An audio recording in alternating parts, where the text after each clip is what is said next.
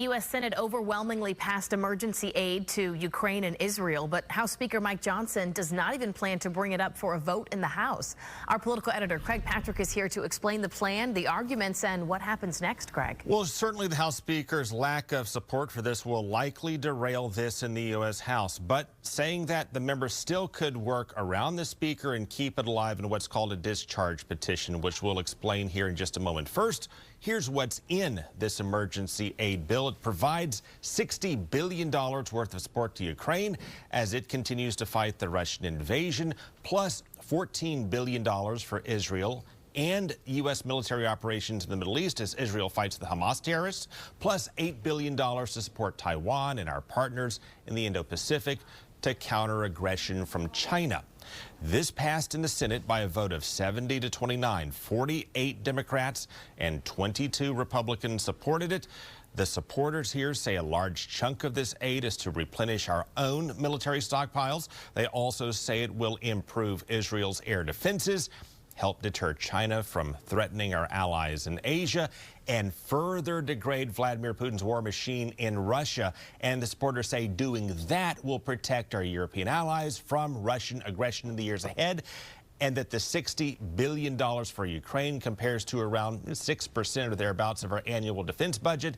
And so they say strategically, we are more than getting our money's worth.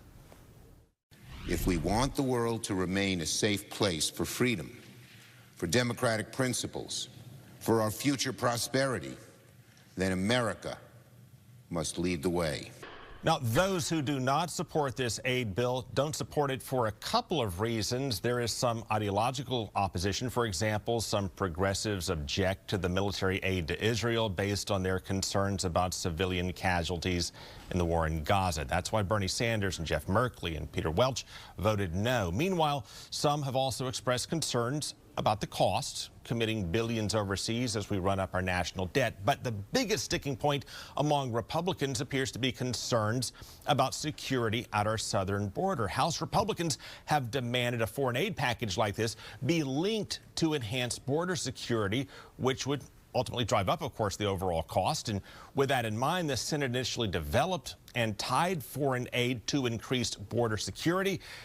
But the bipartisan border provisions failed in the Senate after they faced resistance from former President Trump and Republican leaders in the House. So then where does that leave us now? Well, this foreign aid bill will likely fail in the House because the Speaker generally controls the agenda, and he's not interested at this point in bringing this up for a vote.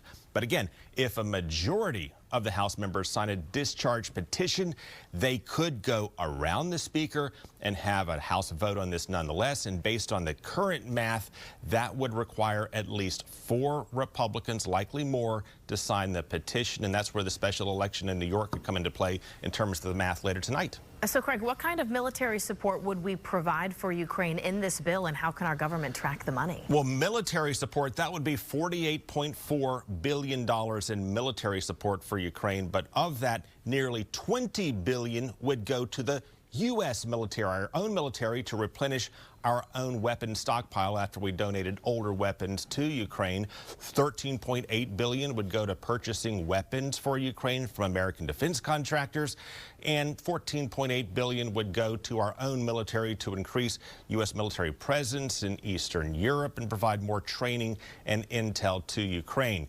In terms of oversight, the bill includes another $8 million for federal inspectors to track and audit all of those expenses if, of course, this ultimately passes. All right, Craig Patrick in our newsroom tonight. Craig, thank you. Thank you.